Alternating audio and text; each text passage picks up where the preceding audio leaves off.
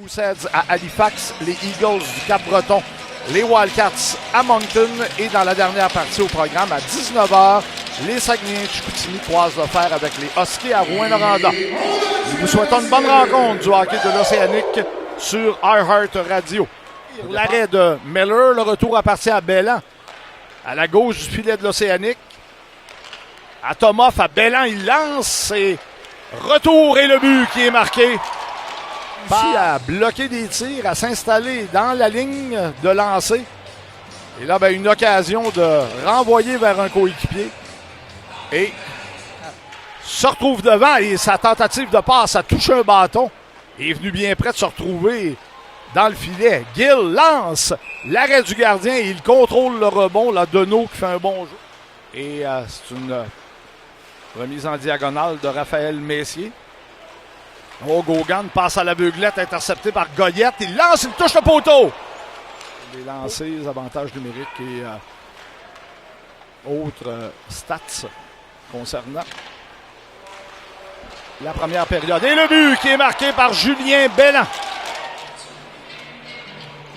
En marquant, Miller a tenté d'immobiliser le disque. Il y avait quelques bâtons là, près de sa mitaine. La rondelle est ressortie à sa gauche. Veut remettre de l'autre côté. Ça touche un bâton pour voler dans les airs. Et dégagement par la baie vitrée qui prend un mauvais bond. Blais lance et compte! Alexandre.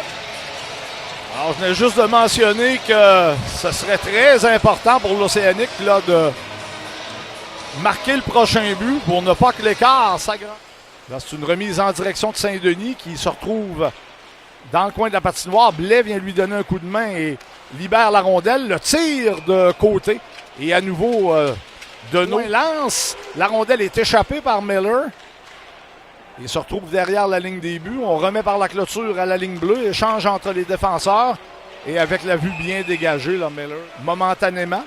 Et là, c'est Barbachev qui entre en zone adverse. Oh, vers Houillère qui a décidé d'opter pour le tir sur réception. Et là, le but sur le retour en deuxième période.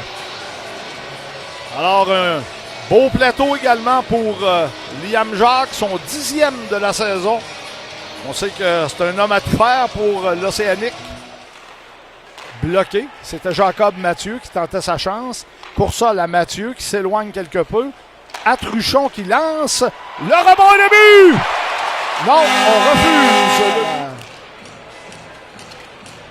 Reprise vidéo, fort probablement. C'est ce qu'on semble indiquer.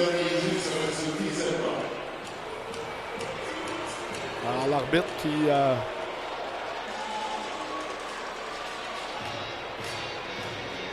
met le casque d'écoute et va s'entretenir avec le juge vidéo.